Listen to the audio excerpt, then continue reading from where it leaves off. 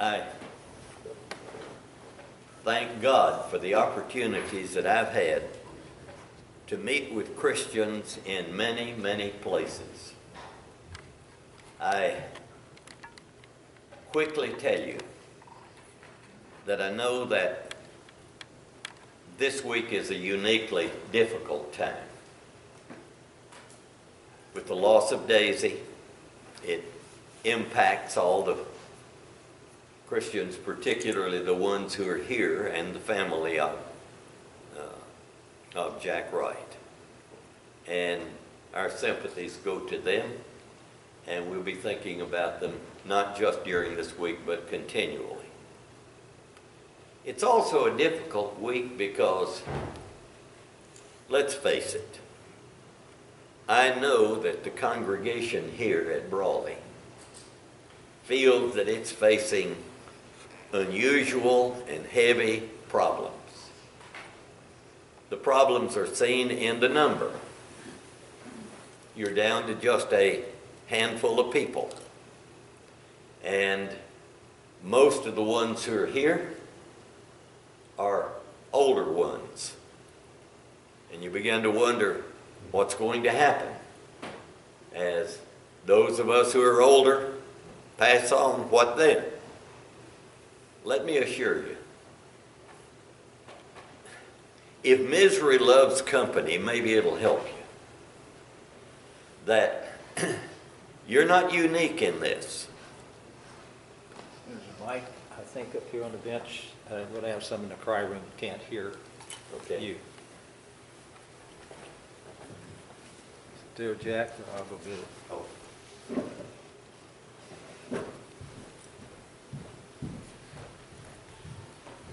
You're not unique in this situation. I'm not happy about that at all. I regret it deeply. But the reality is that sometimes this happens to a local congregation, and it has happened to many local congregations throughout the world. So as you face that problem yourselves, be aware that there are other people who are facing the same kinds of difficulties, and maybe we can encourage each other by, number one, realizing that we're not alone, and number two, that maybe there is something that we can do to strengthen ourselves and to bear up under adverse circumstances. Brother Jack knows that for the last several years I've been going to Scotland and Ethiopia and working with brethren in both of those places. And the results in Ethiopia have been marvelously just abundant. I'll tell you about that. Scotland is like you. Handful of people, difficult to reach anybody else, and struggling to stay alive. So Jack thought it might be encouraging to everybody if I took the time and talked to you about both of those things. I'm not going to talk much about Scotland, a little bit, but particularly about the success of the gospel in Ethiopia. Hey, by the way, I never planned to be a foreign evangelist. I never planned to go overseas. I never felt that you had to go overseas and get a merit badge of some kind to be a real preacher. I know that you don't have to do that. But a door opened, and it has been a marvelous chapter in my life that has taken me to Scotland and to Ethiopia. I've been to Scotland almost 20 times. I've been to Ethiopia 17 times. And the work that the Lord is doing there is marvelous. Let me tell you about some of this. There are about 15 little groups meeting in Scotland. None of them is truly self-sufficient, except maybe the little group that I meet with. Otherwise, everybody else has a preacher that is being supported to some degree by churches in the U.S. And all of them who are being supported by congregations that are involved with the sponsoring church arrangement and things of that nature. So this little group that I meet with in Glasgow is the only one that is not tied to a sponsoring church in the U.S. I wouldn't say that the people there all know the difference in the two, but they're not tied and they're not doing anything that would be offensive to us. I went there the first time in 1997 or 8, in 1998. And I was with some guys. That's Melvin Curry. This is one of the locals, Andy Davies. That's Harry Pickup Jr., a local couple, and James Finney. I took the picture, so I'm not in the picture, but Melvin and Harry and James and I made the trip to Glasgow the first time in 1998. And we met with a little handful of brethren there in a rented room, and they still are in that. That was last summer, and Alan Early, who my buddy is sitting up here on the front row with us today, was with me in Scotland, and you can see that they've just got a handful of people, and most of them are older people, and they struggle. Let me tell you, if we think it's hard to reach people with the gospel in the U.S., it's terrible in the United Kingdom and Europe. The people there are not just disinterested in religion, they're antagonistic to it. They just don't talk to me about that stuff. So the brethren there struggle to find anybody that'll talk to them about the gospel. Jack Payton retired from his business work, went back to the University of Glasgow and took courses in religion with the hopes that he could meet somebody who was interested enough in Bible that they could talk about the Bible. He did so well, got a master's degree in religion.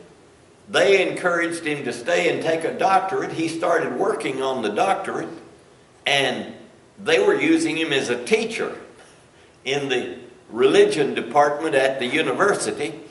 And then the brethren insisted that he spend his time just as a preacher for them, and so he dropped out of the university, and he does the preaching for that local congregation. Real fine fella.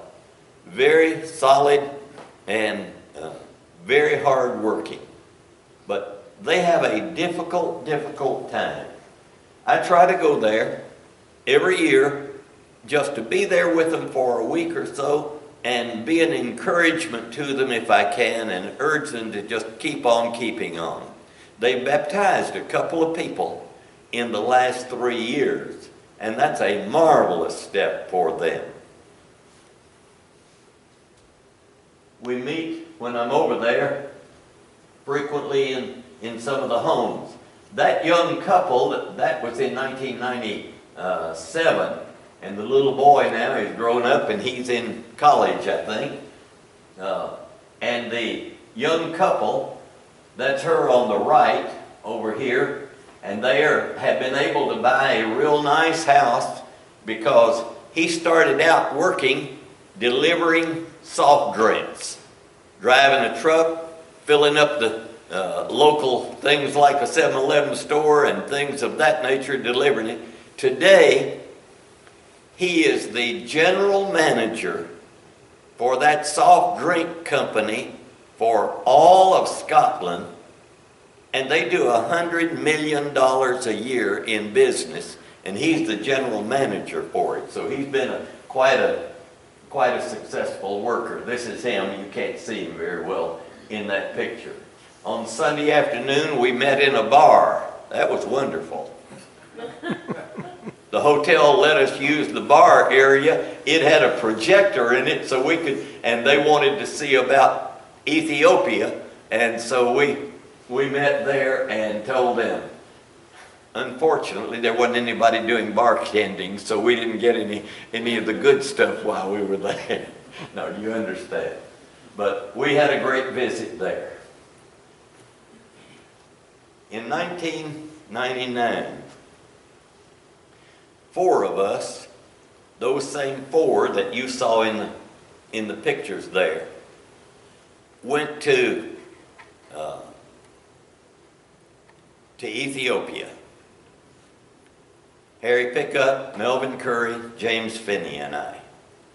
We had been invited there by an established church that was really a mission type church. They were under the sponsorship of a church here in California,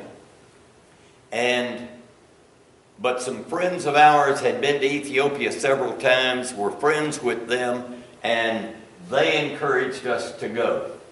When I went to Ethiopia, and Ethiopia is in Eastern Africa, it's out on the Horn of Africa.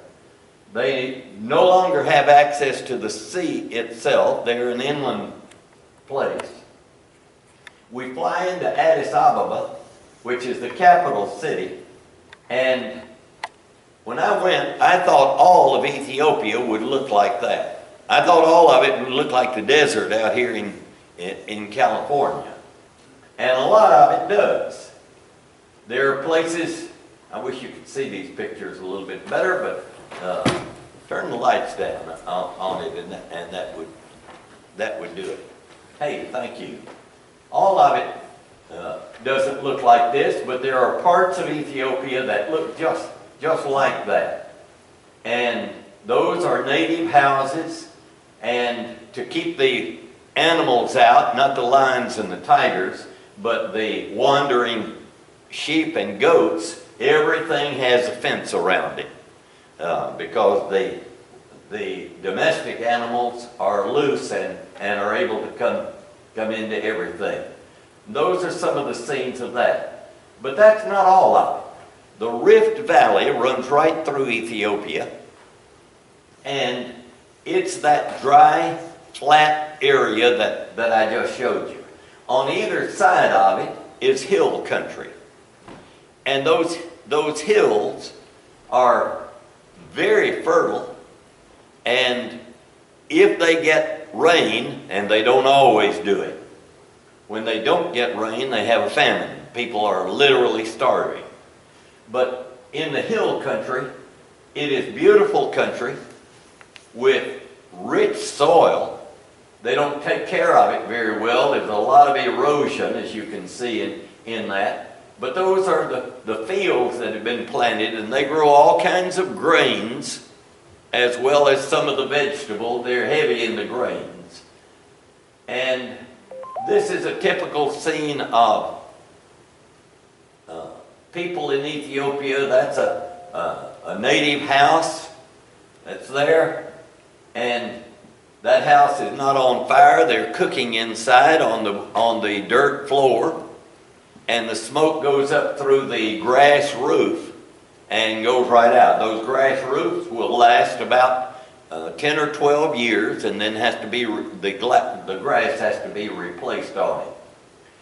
That's a farmer with his wood plow on his shoulder, on his way to a field to plow with a wood plow. And that's the way most of them do.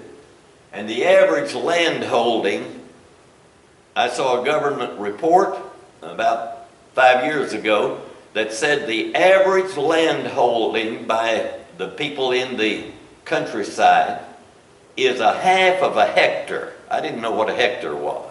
Looked it up. A hectare is 2.6 acres.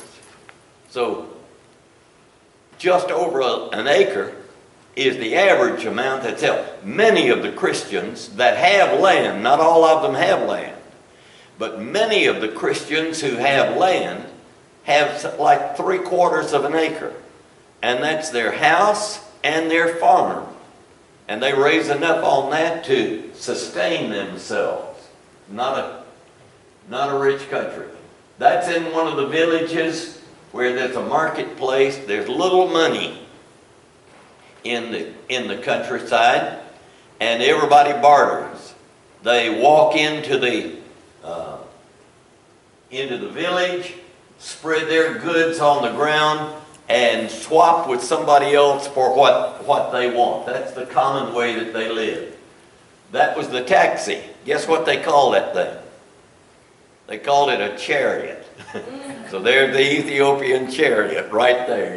We got a picture of it. Today, in some of these countryside towns, they have pavement. When we first went, there was practically no pavement in the countryside. But now there's some pavement, and they're importing these little vehicles from India, and they become the taxis and all of that. There's a lot of building going on in Ethiopia today. It's having a good effect and a bad effect. It has brought inflation, and that's made it very difficult for the average person. And supposedly it offers more employment, but the employment, it doesn't keep up with the inflation really, and there are difficulties. But they're building everywhere. The government is building condos, and a lot of the people are moving into that. But the important part for us, the gospel was planted there in the early 1960s.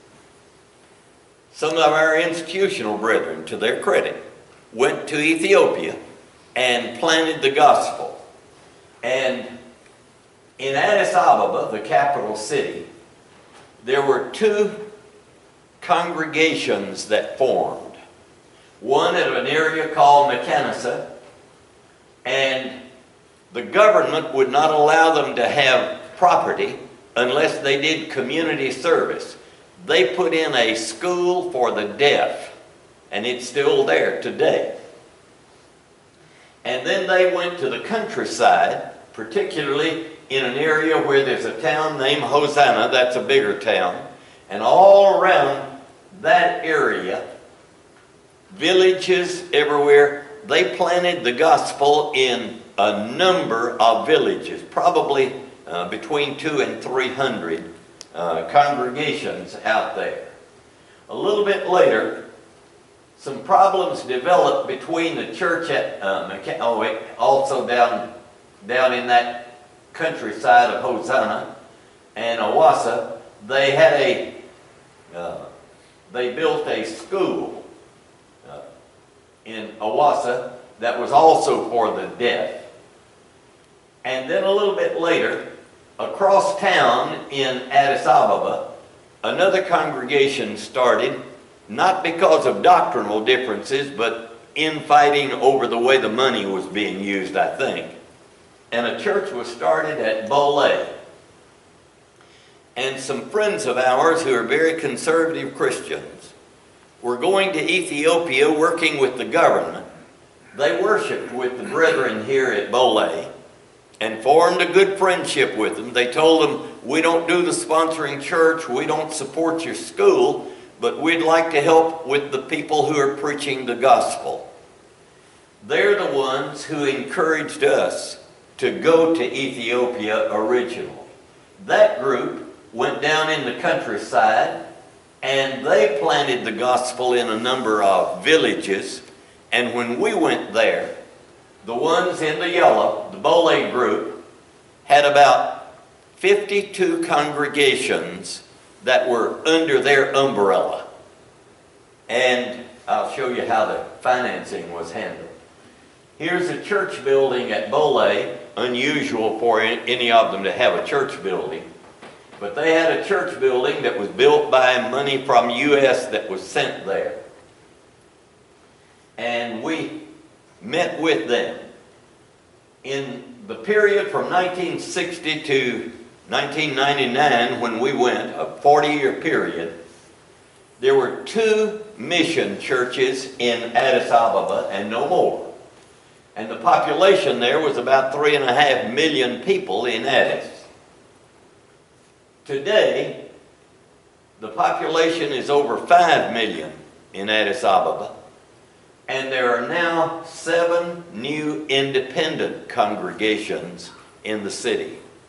Early on, the people in these 2 mission churches did nothing to try to start new churches in Addis Ababa. They contented themselves that they were doing the work of the Lord by going to the countryside and planting all those churches out there and supervising those countryside churches. When we went, we go to the countryside mostly. We spend some time in Addis. We go to the countryside and hold classes in 3 different places: Hosanna, Irgalem, and Debrazit. And of course some in Addis Ababa too.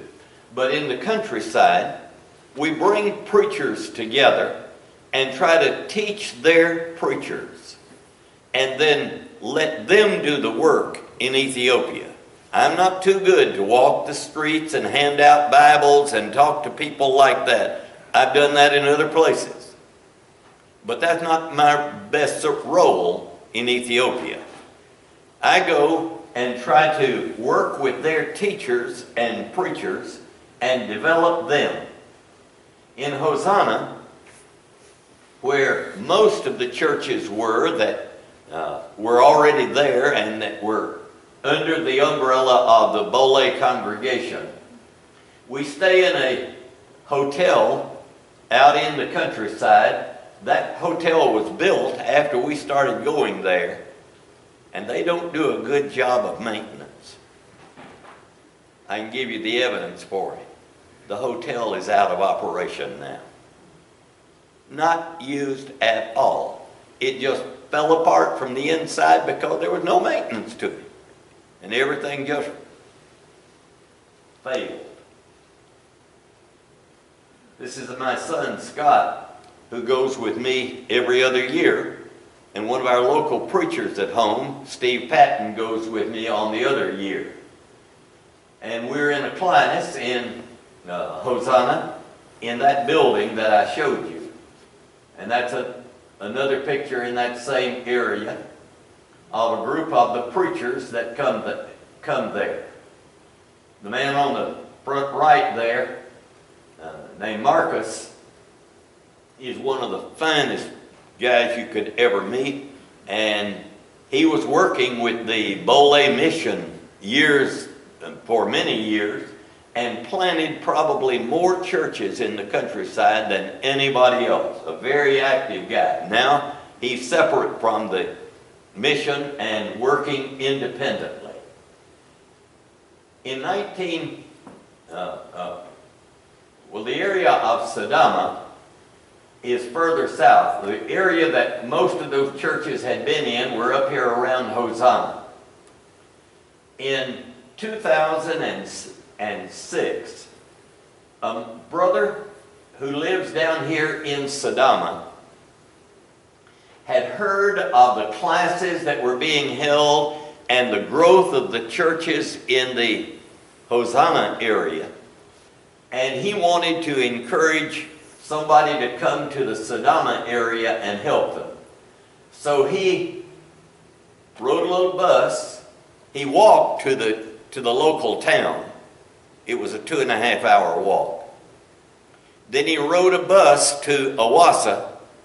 He got another bus at Awassa and rode to Hosanna, and he thought he could find Marcus, that fellow I pointed out a moment ago.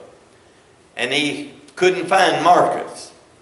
He knew that out from Hosanna there was a place that the Brawley group had a school and a church building at Ansha. So he walked out there, more than 2 hours to walk out there. He knew they'd know where Marcus was. They told him where Marcus was. He lives at Losho. That's one of the villages. So he walked more than 3 hours to Losho to see Marcus. Marcus told him about some of the guys in Addis Ababa, and he got a phone number. He came back and called and said, there are Christians that meet. For the most part, it would just be a single family. But he said in 21 different places in the Sadama area, he knew of Christians meeting. They're too far apart to get together, but a little handful here, a little handful there. And he said, no one has come to Sadama for 40 years to teach us further about the gospel. And begged, could somebody come?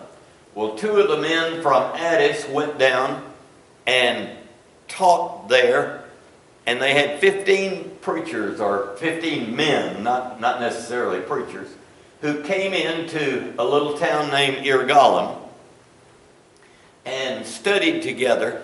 They did that twice, spending 4 days each time. And then in 2006, that's the Sadama area. This is the man that did the walking to find them. His name is a guy. In 2006, when I went over for classes in Hosanna and Addis Ababa, they said, we're going to take you to a place that no Americans have been for 40 years. And Steve Patton and I went down, and we're with a guy in the place that we had the classes. We went out to the village where he lives and were shocked to find that somehow he had rented a tent. And right next to that tent, he was in the process of building a church building by hand himself. And he had told people in the community, as well as other Christians throughout Sadama, that Americans were coming to teach. We had about 180 people under that tent. And we would teach all morning, and then because the rains were coming in the afternoon, we'd stay for about an hour or 2 in the afternoon, and then they'd all have to go to get back to their places. Many of the people who were there were Christians who lived out in different areas, and some of them had walked as much as 8 hours to get there. Numbers of them had walked anywhere from 2 to 6 hours, but some of them had walked 8 hours. The language there is different. By the way, there are over 80 languages in Ethiopia, not dialects, different languages based on the old tribes that were there. And the tribal tongue down here in Sadama is different than the tongue that most of the people speak in Addis Ababa and in the government circles. So when I preached, that's a handsome picture of me. When I preached, a brother from Addis named Alamu, one of my close friends, translated what I said into Amharic. That was the language that he knew. He knows Amharic and he knows English. A guy knows Amharic and the Sadama language.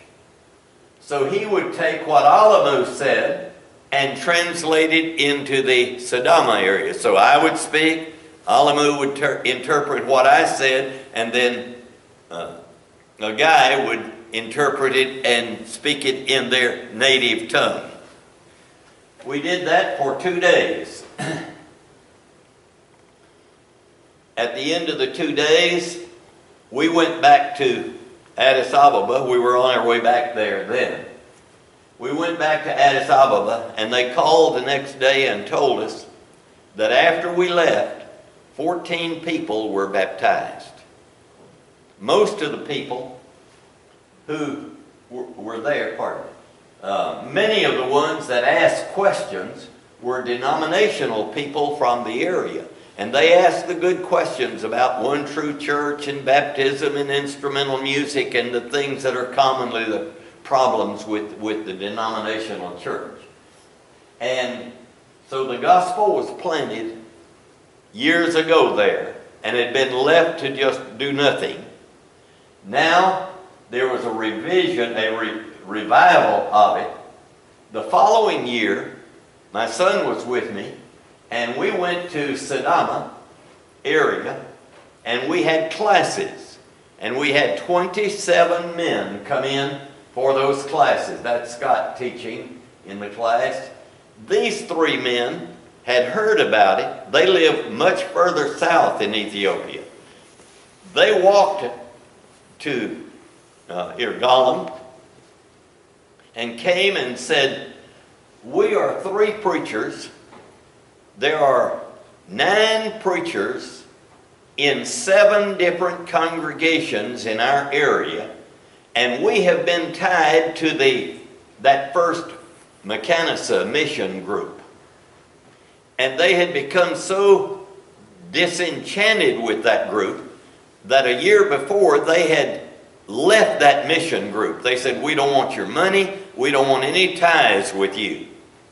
They heard about our being there and came and said, "Can you come and teach us?" Well, there wasn't time to go to another place like that.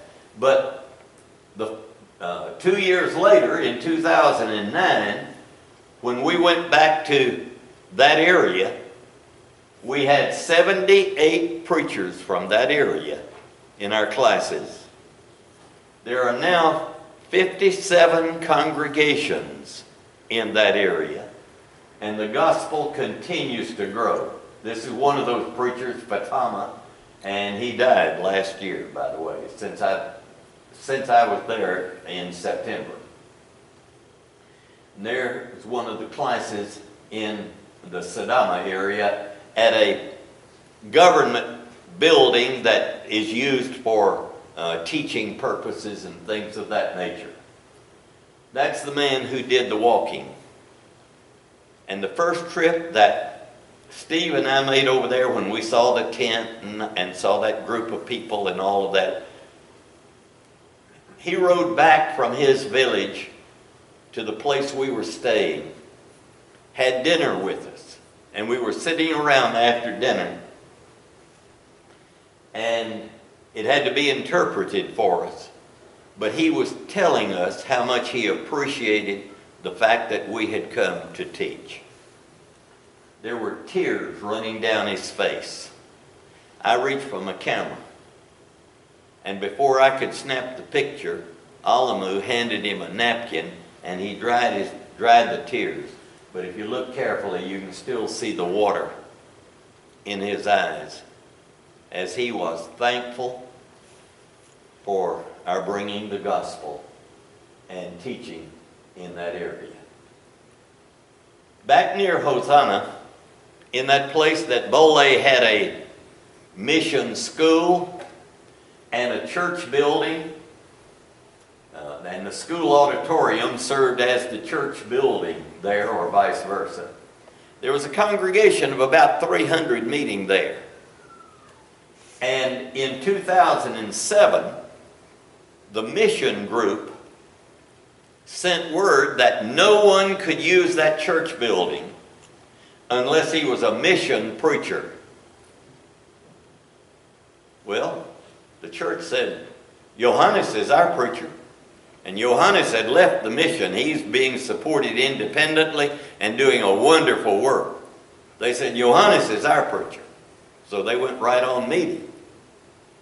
About 2 weeks later, they got there on a Sunday morning, and the building was locked.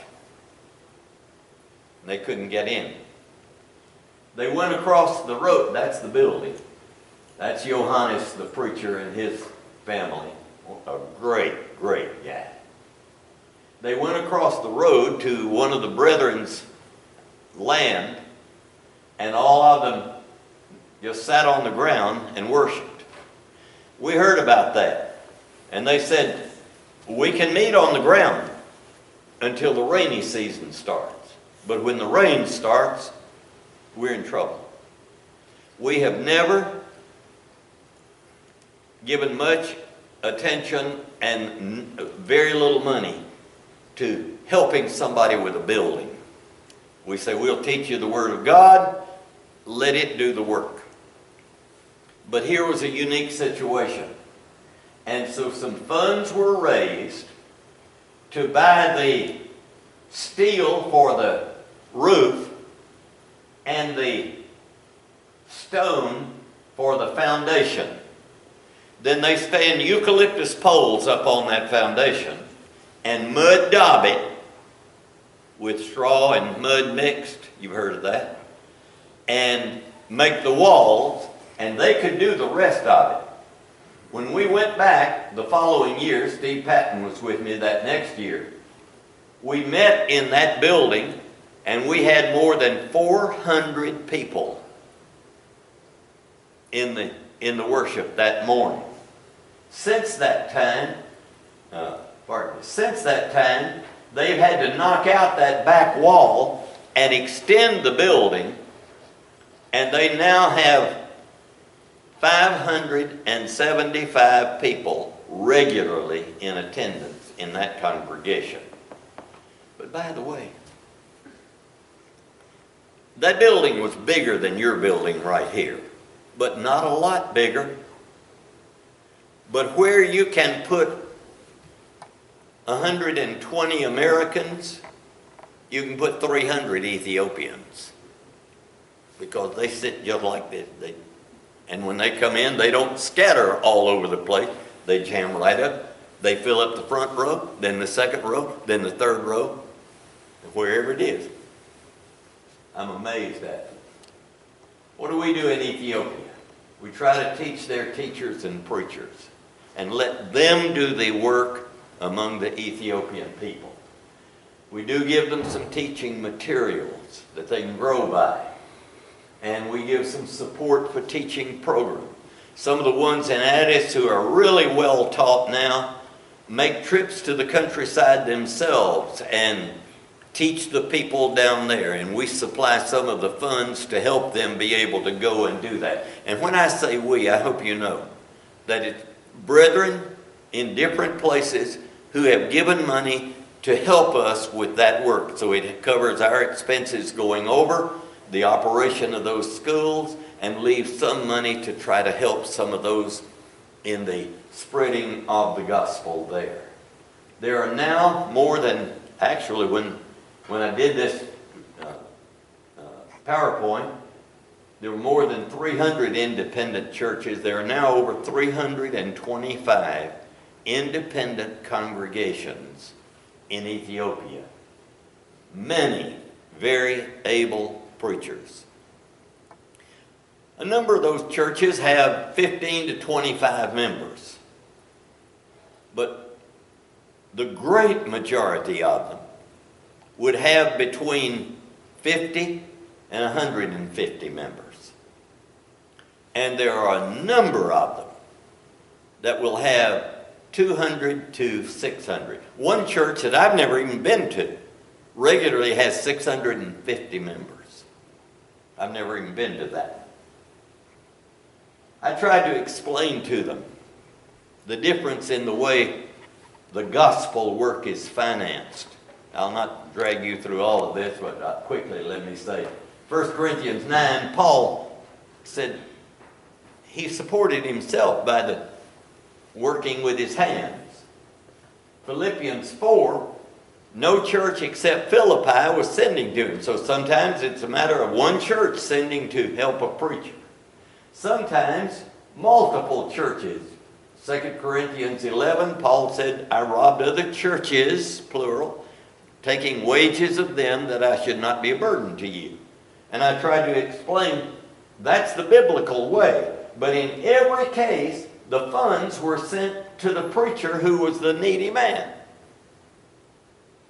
I said, let me show you what's being done in the mission program. Multiple churches in the U.S. send to one church. That church sends to the director in Ethiopia. He had 3 directors under him. A director for evangelization, a director for the schools, and a director for benevolent work. And the director controlled everything. And everything was supplied by money from the U.S. And I said, now over here you've got Bible examples for all of this. No scripture for this kind of thing. And they could see that. And that's what led to their being totally independent. That's a group of the preachers. That's Marcus that I told you about, who had planted so many churches, had done so much gospel work over there. That's Johannes. And Tesfaye was converted in 2000, and he has personally planted, I wish I had the time to tell you the story about him and the work that he has done in planting the gospel so many different places. Marvelous worker. But when those guys look at you and say, come to Ethiopia, teach us God's word, help us grow, help us know what to do, our hearts are thrilled and we're anxious to go. Scotland, you can't get anybody to talk to you about the Bible. Ethiopia, places are begging for people to come and teach the Word of God. Let me give you one example. 2 or 3 years ago, we were holding classes, as we do in the different locations. I go to 3 different locations, and in the 3 different locations, I'll have just over 300 preachers together. And we spend 3 days in each group teaching different topics each time we go to try to anchor them in the Word of God. Some people came to where we were having the classes, and they said, we've moved to a new location. We've taught some people there. Several people have obeyed the gospel. Can somebody come to our area and teach us further? And the men who were with us, who give us guidance and do the interpreting, said to them, I'm sorry, you'll have to get in line. We've got 18 other places that have requested us to come there and teach.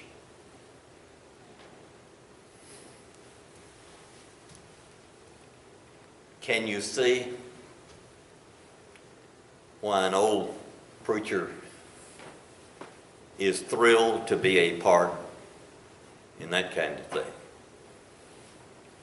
Can you understand that I care about Scotland?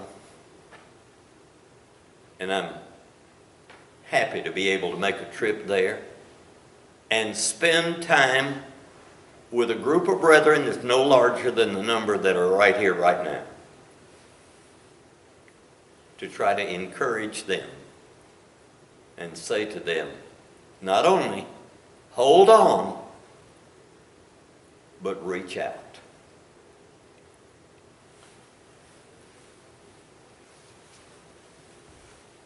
That's Johannes on the top, Tuckada on the bottom, and his little boy that fell in love with me and I did with him.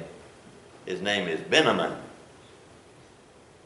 That's Benjamin.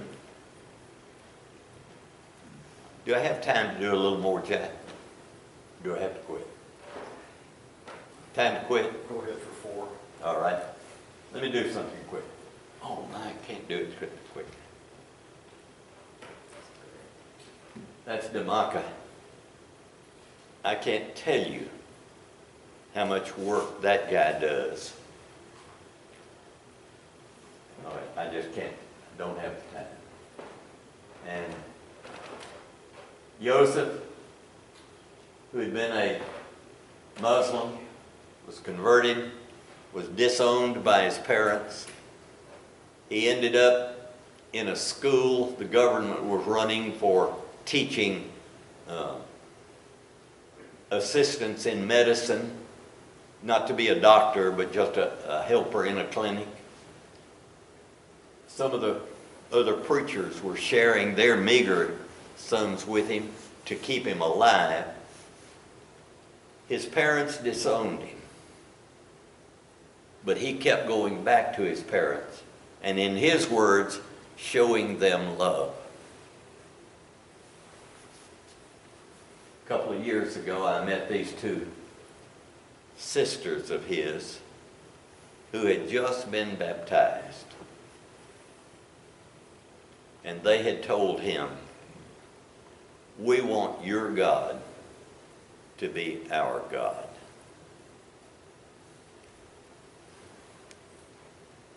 Went to a church at Bucha where Scott and I met with the congregation. They had built their own building, which is unique. The crowd started gathering at 9:30 in the morning. Little children coming, sitting on the dirt floor. Scott taught them a lesson.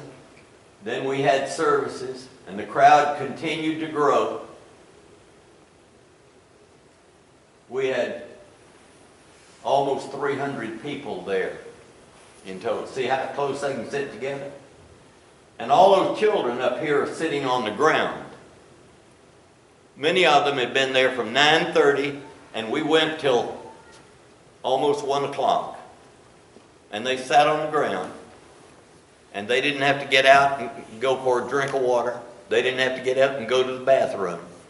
They sat there all that time, quietly, and behaved on the ground.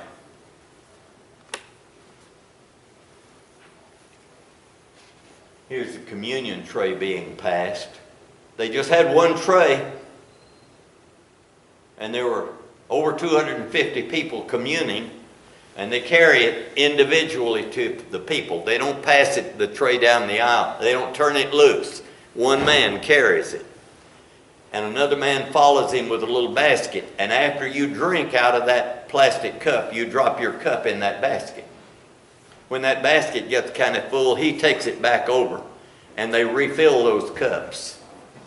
Put it back on that same tray for the rest of the people in there. They figure they get about 2 months out of each of the plastic cups.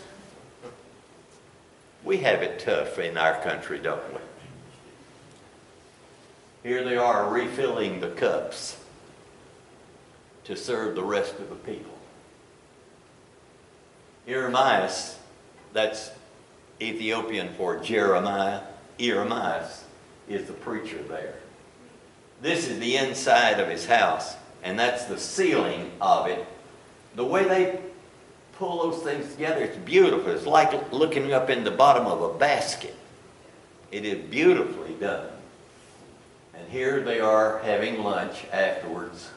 Scott and I had our little bag that had the stuff that we had brought from the local places at home, vein of sausage and canned chicken and power bars, and that's what we live on. And they're eating the native food where they tear off that injera, their bread, and pick it up with their hand and eat. But that's Ethiopia. And we are thrilled to be a part in that work. And when they say, "Come back and teach us," I can't wait to go. Thank you for listening so kindly.